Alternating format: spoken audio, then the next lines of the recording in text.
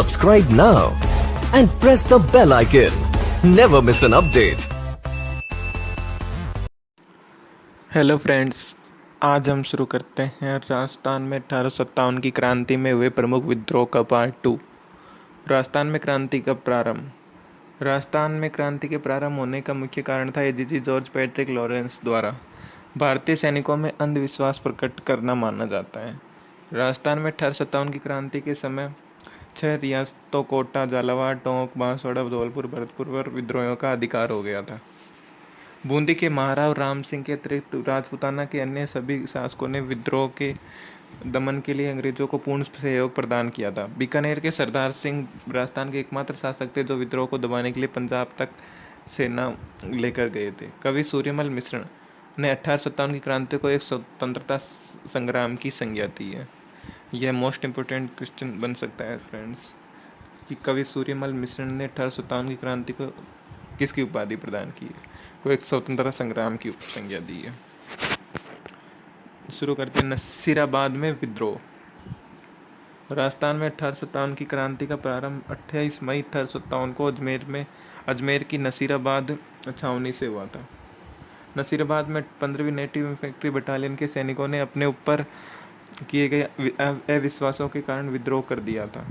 इन सैनिकों ने अंग्रेजी अधिकारियों न्यूबरी के वेनी और के स्पोर्टिसवुड की हत्या कर दी थी और 18 जून को दिल्ली विद्रोह में शामिल हो गए। यहाँ की क्रांति का नायक था बख्तावर सिंह। नसीराबाद में विद्रोह हुआ था 28 मई 1857 को। यहाँ पर दिल्ली विद्रोह में शामिल हो गए। यहाँ की क्रांति का नायक थे बख्तावर सिंह। शुरू करते हैं दूसरा, नीमच में विद्रोह। 3 जून 1857 को नीमच में विद्रोह हुआ। नीमच में सैनिकों ने ईरा सिंह और मोहम्मद अली बेग के नेतृत्व में विद्रोह किया। यहाँ एबार्ट नामक ब्रिटिश अधिकारी नियुक्त था। क्रांतिकारियों से भयभीत में अंग्रेजों ने मेवाड़ में शरण ली, जहाँ पर डूंगला नामक गांव में किसान रुगाराम ने अंग्रेजों को शरण दी। कोटा, बूंदी और मेवाड़ की सैनिक सहायता से कैप्टन सावार्स ने 6 जून को नीमच में विद्रोह का दमन कर दिया। धौलपुर में विद्रोह।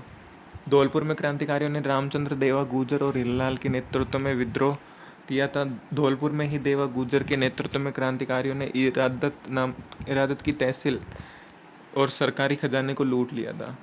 धौलपुर नरेश भगवंत सिंह की प्रार्थना पर पटियाला नरेश की सिख सेना ने आकर धौलपुर को क्रांतिकारियों के प्रभाव से मुक्त करवाया था। टोंक में विद्रोह। राजस्थान की एकमात्र मुस्लिम रियासतों का नवाब वजीरुद्दौला अंग्रेजों का सहयोगी था, किंतु नवाब के मामा मीर आलम खां के नेतृत्व में सैनिकों ने विद्रोह कर टोंक पर कब्जा कर लिया। मोहम्मद मुजीब के नाटक आजमाइश के अनुसार टोंक के विद्रोह में महिलाओं ने भी भाग लिया था। अब है आहुआ जो अब वर्तमान में पाली में जोधपुर रियासत का एक ठिकाना था। इसमें ठिकानेदार ठाकुर कुशाल सिंह ने भी विद्रोह किया। गुलर, आसोप, आलनिवास आसपास की जागीर, इनके जागीरदार ने भी इस विद्रोह में शामिल हुए। बिथोड़ा का युद्ध। 8 सितंबर 1857 पाली में क्रांतिकारियों की सेना का सेनापति ठाकुर कुशाल सिंह और अंग्रेजों की तरफ से कैप्टन हीथकोट के मध्य हुआ और इसमें क्रांतिकारियों की विजय हुई। चेलावास का युद्ध। 18 सितंबर 1857 को पाली में इसमें कुशाल सिंह व एजीजे जॉर्ज पैट्रिक लॉरेंस के मध्य युद्ध होता है और कुशाल सिंह की विजय होती है।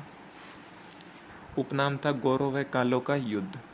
इस युद्ध का नाम था गौरव व कालो का युद्ध। जोधपुर के पॉलिटिकल एजेंट मैक मेसन का सिर काटकर आहुआ के किले के दरवाजे पर लटका दिया। 20 जनवरी 1858 का ब्रिगेडियर होम्स के नेतृत्व में अंग्रेज सेना आहुआ पर आक्रमण कर देती है। पृथ्वी सिंह छोटा भाई को किले की जिम्मेदारी सौंपकर कुशाल सिंह मेवाड़ चला गया। कुशाल सिंह कोठरिया सलूम्बर मेवाड़ में शरण लेता है। इस समय मेवाड़ का ठाकुर जोधा सिंह था। इस युद्ध में अंग्रेजों की विजय होती है। कुशाल सिंह की कुलदेवी सुगाली माता 12 सिर व 54 हाथ थी, जो राजस्थान में क्रांति का प्रतीक मानी गई। ब्रिगेडियर होम्स सुगाली माता की मूर्ति को उठाकर अजमेर ले जाता है। वर्तमान में यह अजमेर संग्रहालय में सुरक्षित है। अगस्त 1860 में कुशाल सिंह आत्मसमर्पण कर देता है। कुशाल सिंह के विद्रोह की जांच के लिए मेजर टेलर आयोग का गठन किया। साक्ष्यों के अभाव में कुशाल सिंह को रिहा कर दिया जाता है।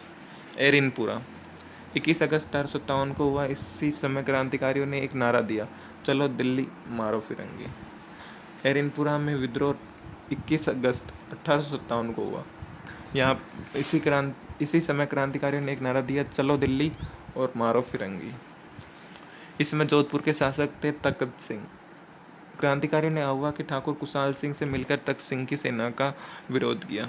तख्त सिंह की सेना का नेतृत्व अनाड़ सिंह व कैप्टन हीथकोट ने किया था, जबकि क्रांतिकारियों का नेतृत्व ठाकुर कुशाल सिंह चंपावत ने किया था। दोनों सेनाओं के मध्य 13 सितंबर 1857 को युद्ध हुआ। इस युद्ध बिथोड़ा पाली में हुआ, जिसमें कुशाल सिंह विजय रहे एवं हीथकोट की हार हुई। इस हार का बदला लेने के लिए पैट्रिक लॉरेंस एरिनपुर आए एवं क्रांतिकारियों ने इन्हें भी परास्त किया।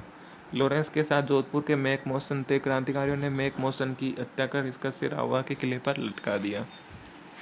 इस हार का बदला लेने के लिए लॉर्ड कैनिंग ने रॉबर्ट होम्स आहुआ सेना भेजी। इस क्रांति का दमन किया गया। इस क्रांति आहुआ क्रांति या जन क्रांति के नाम से भी जानी जाती है।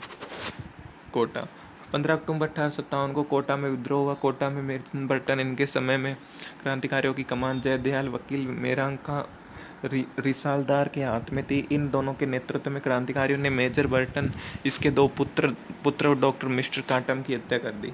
मिस्टर रॉबर्टम्स ने इस क्रांति का दमन 1858 में किया। 6 माह तक कोटा क्रांतिकारियों के अधीन रहा। 1857 की क्रांति की असफलता के कारण क्या थे? राजस्थान के राजाओं ने क्रांतिकारियों का साथ न देकर ब्रिटिश सरकार का साथ दिया। क्रांति नेतृत्वहीन थी। क्रांतिकारियों में एकता व संपर्क का अभाव था। राजपूताना में 1857 की क्रांति के क्या परिणाम थे? यद्यपि 1857 की क्रांति असफल रही, किंतु उसके परिणाम व्यापक सिद्ध हुए। क्रांति के पश्चात यहाँ के नरेशों को ब्रिटिश सरकार द्वारा पुरस्कृत किया गया, क्योंकि राजपूताना के शासक उनके लिए उपयोगी साबित हुए थे। अब ब्रिटिश नीति में परिवर्तन किया गया। शासकों को संतुष्ट करने हेतु गोद निषेध का सिद्धांत समाप्त कर दिया गया। राजकुमारों के लिए अंग्रेजी शिक्षा का प्रबंध किया जाने लगा। अब राज्य कंपनी शासन के स्थान पर ब्रिटिश नियंत्रण में सीधे आ गया।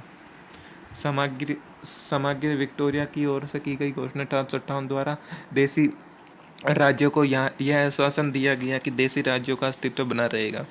क्रांति के पश्चात नरेशों एवं उच्च अधिकारियों की जीवन शैली में पाश्चात्य प्रभाव स्पष्ट रूप से देखने को मिलता है। अब राजस्थान के राजा महाराजा अंग्रेजी साम्राज्य की व्यवस्था में सेवारत होकर अदर प्राप्त करने व उनकी प्रशंसा करने के आदी हो गए। जहाँ तक सामंतों का प्रश्न है, उसने खुले रूप से ब्रिटिश सत्ता का विरोध किया था। अतः क्रांति के पश्चात अंग्रेजों की नीति सामंत वर्ग को अस्तित्वहीन बनाने की रही। जागीर क्षेत्र की जनता की दृष्टि से सामंतों की प्रतिष्ठा कम करने का प्रयास किया गया। कुल मिलाकर कहा जा सकता है कि सामंतों का सामान्य जनता पर जो प्रभाव था, ब्रिटिश नीतियों के कारण कम करने का प्रयास किया गया। क्रांति के बाद अंग्रेजी सरकार ने रेलवे सड़कों का जाल बिछाने का काम शुरू किया, जिसमें आवागमन की व्यवस्था तेज व सुचारू हो सके। मध्यम वर्ग के लिए शिक्षा का प्रसार, एक शिक्षित वर्ग खड़ा किया गया जो उनके लिए उपयोगी हो सके। अर्थतंत्र की मजबूती के लिए वैश्य समुदाय को संरक्षण देने की नीति अपनाई। अब बाद में वैश्य समुदाय राजस्थान में और अधिक प्रभावी बन गया। 1857 की क्रांति ने अंग्रेजों की इस धारणा को निराधार सिद्ध कर दिया कि मुगलों एवं विराटों की लूट से त्रस्त राजस्थान की जनता ब्रिटिश शासन की समर्थक है। परंतु यह भी सच है कि भारत विदेशी जुए को खाड़ फेंकने के प्रथम बड़े प्रयास में असफल रहा। राजस्थान में फैली क्रांति की ज्वाला ने अर्ध शताब्दी के पश्चात भी स्वतंत्रता संग्राम के दौरान लोगों को संघर्ष करने की प्रेरणा दी। यही क्रांति का महत्व समझना चाहिए।